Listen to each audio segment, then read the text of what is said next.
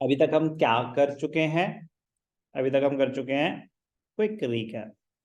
AD is equal to C plus I, S is equal to C plus S. S और Y एक ही चीज होती है। S is equal to C plus S. फिर हम पहुंचे थे सी की कहानी पे। तो C consumption function, consumption function. फिर हमने उसमें पढ़े प्रोपेंसिटीज, एक पढ़ी एपीसी, एक पढ़ी एमपीसी। एपीसी क्या होता है? C upon Y, change in consumption upon change in income. अभी तो और कुछ नहीं करा हमने, कंजम्पशन फंक्शन की इक्वेशन तो नहीं करी अभी हमने, इतना ही करा है हमने। ठीक है जी, कंजम्पशन फंक्शन डन। इक्वेशन अलग कॉन्सेप्ट है, वो अभी आ जाएगा। एएस क्या है? C plus S. तो मैंने कहा था ना, एक एक करके चीजें हम स्टडी करेंगे। कंजम्पशन की उन्होंने जितनी बातें आपको बतानी थी बता दी, इक्वेशन बची है बस। एपीसी बता दिया, एमपीसी बता दिया। अब बात होगी सेविंग फंक्शन की। अब किसकी बात होगी? Saving function. y is equal to C plus S, S is equal to y minus C. Simple. ठीक है। क्या सेविंग्स नेगेटिव हो सकती हैं?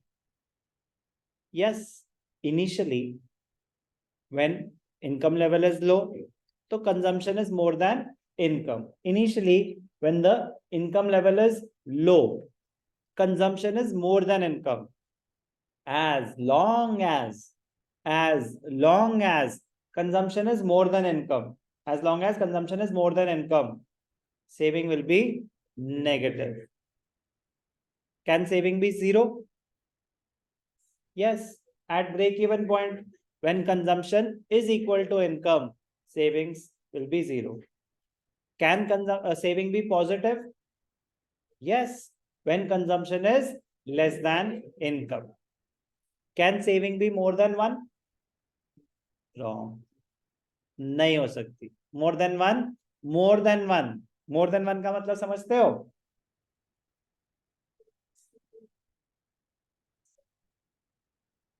इनकम से भी ज्यादा, इनकम से भी ज्यादा, इनकम से भी ज्यादा। ठीक है ना? तो वन अभी रेफरेंस गलत हो गया एक्चुअली मेरे एंड से ही, कि अभी हमने एमपीएस समझना है, अभी हमने एपीएस समझना है। ठीक है ना? तो सेविंग नहीं, क्वेश्चन आगे आएगा, can APS be more than one? Saving तो पॉजिटिव वैल्यू कुछ भी हो सकती है, 100 करोड़ भी हो सकती है। तो वो क्वेश्चन आएगा, can APS be more than one, आएगा वो भी। तो can saving be positive? Yes. कब? when consumption is less than income, when consumption is less than income। तो फिर आगे बढ़ते हैं, उस पे और क्वेश्चन आ जाएंगे। एपीएस एमपीएस पहले मैं एक्सप्लेन करूंगा, फिर उसके क्वेश्चन पूछूंगा। सेविंग इसलिए पूछ पाया क्योंकि हमें इनकम पता है क्या है, कंजम्पशन पता है क्या है, तो सेविंग की आधी चीजें हम सुन चुके हैं। तो जितनी सुन चुके हैं उतनी बता सकते हैं, जो हमने सुना ही नहीं वो कैसे बता दें? बिल्कुल सही बात है। बट मैं कह रहा हूँ इसमें बहुत सारी चीजें अब हम सीखेंगे, बहुत सारी, छोटी छोटी छोटी छोटी छोटी छोटी, मजेदार। Saving function like consumption, saving is also function of income, मतलब it is also dependent on income. Normally higher the level of income, higher would be the level of saving. Saving also depends upon the level of income.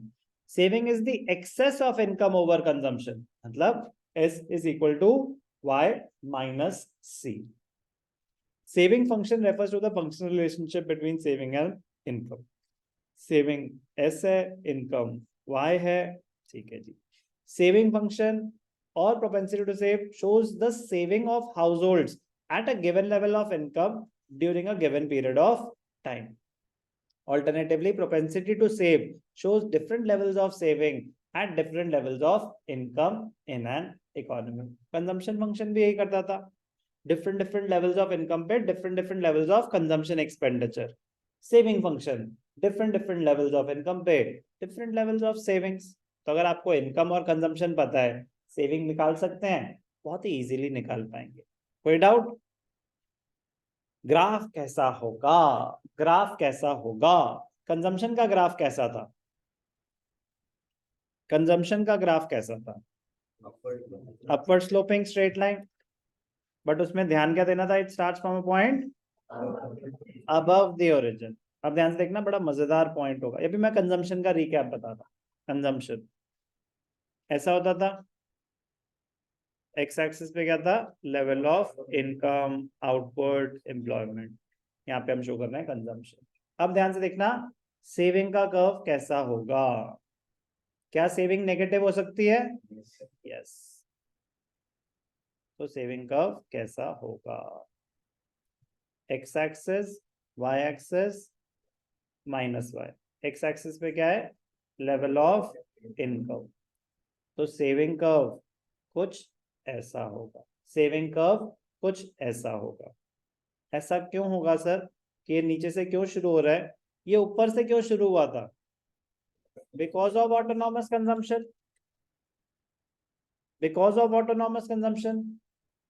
तो ये नीचे से क्यों शुरू हो रहा है? Because of dissavings. Because of dissavings. ये क्या है पॉइंट?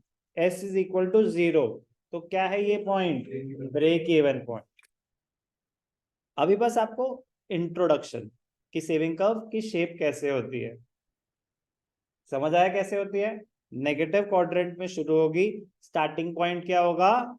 डिस सेविंग, मतलब negative amount of autonomous consumption, क्योंकि डिस सेविंग तो ये पूरा ही है। डिस सेविंग तो ये पूरा है। Dissaving at zero level of income. Zero level पर डिस सेविंग कितनी होगी? जितनी ऑटोनॉमस कंजम्पशन है। तो starting point of saving curve समझ आ गया? कोई डाउट? फिर उसके बाद अपवर्ड स्लोपिंग स्ट्रेट लाइन है, जहां पे वो एक्स एक्सिस को इंटरसेक्ट कर रहा है, वो ब्रेक इवन पॉइंट है। क्या है वो? Break even point. Be careful, ये ब्रेक इवन पॉइंट ही है। अच्छा, ब्रेक इवन पॉइंट तो होता है when consumption is equal to income. Break even point is a level of income where consumption is equal to income, and when consumption is equal to income, saving would be zero. Saving will be zero. वही level of income ये भी होगा। Same level of income पे ही saving निल होती है और consumption और income बराबर होते हैं। कोई डाउट? कोई भी डाउट? तो अगर आपको इनकम और कंजम्पशन पता है तो सेविंग निकालने में कोई दिक्कत? S is equal to Y minus C. 0 minus 40, 100 minus 120, 200 minus 200। कोई दिक्कत? चल सकता हो आगे प्लीज? बेसिक सी बात है। सेविंग कर्व कैसा होता है समझ आ गया? It starts from negative quadrant. Why? Because of dissavings. Dissaving, because of dissavings. तो जीरो लेवल पे dissavings will be equal to your autonomous consumption. Minus C bar represents dissavings, C bar represents autonomous consumption. दोनों का magnitude same होता है zero level of income पे। When savings are nil, savings are nil, वो होता है break even point. क्या मैंने कोई मुश्किल बात बताई? क्लियर है? चल सकता हो आगे? सेविंग कर्व का ग्राफ क्लियर है? सिंपल है? सिंपल रहने देंगे। Level of income on the x-axis, savings on the y-axis. Important observations. Start कहाँ से हो रहा है saving curve? It starts from point S. ये है point S, ठीक है ना?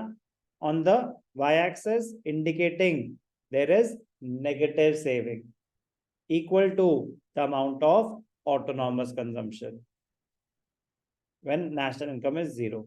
जीरो लेवल ऑफ इनकम पे ये है आपका S starting point, Y axis, but negative quadrant में क्यों है? Because of autonomous consumption which leads to dissavings. The saving curve will have a negative intercept on the Y axis of the same magnitude as the consumption curve has a positive intercept on the y-axis. Autonomous consumption. It happens because if consumption is positive at zero level of income, then there would be this saving of the same magnitude. Slope of saving curve, इसको marginal propensity to save बोलते हैं, but positive है। Positive क्यों है? जैसे जैसे income बढ़ रही है सेविंग बढ़ रही है। चेंज पॉजिटिव है। चेंज सर हम तो नेगेटिव क्वाड्रेंट में, चेंज पॉजिटिव है। कैसे सर? आप -40 से -20 पे आए हैं तो चेंज पॉजिटिव है, +20 हुए है। क्लियर? तो पॉजिटिव स्लोप होती है सेविंग कर्व की भी, which indicates positive relationship between saving and income. तो मतलब वो जानबूझ के ना ऐसी चीजों में खेल जाते हैं कि the slope of saving curve is negative before the break even point. कुछ बच्चे बिल्कुल उसको ट्रू लिख सकते हैं, the slope of saving curve is negative before the break even point. वो स्लोप नेगेटिव नहीं है, सेविंग की वैल्यू नेगेटिव है, slope will always be positive. Why? इस केस में वाई? स्लोप क्या है? Delta S upon delta Y, change in the coordinates on the y-axis divided by change in the coordinates on the x-axis। तो वो हमेशा positive change होगा, कि मतलब इनकम बढ़ रही है तो वो बढ़ेगा, वो कम हो रही है तो वो कम होगा। तो रिलेशनशिप डायरेक्ट है। समझ आई बात? Break even point, saving curve crosses the X axis at point r, which is known as the break even point. At this point saving will be nil. कोई doubt? Positive saving after the break even point, after the break even point when consumption is less than income, when consumption is less than income। कोई दिक्कत? कोई भी दिक्कत? ठीक है जी, simple है, simple रहने देना। बट सिंपल उनके लिए जो एक फ्लो में चल रहे हैं, क्योंकि ये कंटिन्यूएशन में है चीजें, ये कंटिन्यूएशन में है, बस डिवाइड ही तो किए हुए सेगमेंट्स, चैप्टर तो सेम ही चल रहा है। क्लियर है?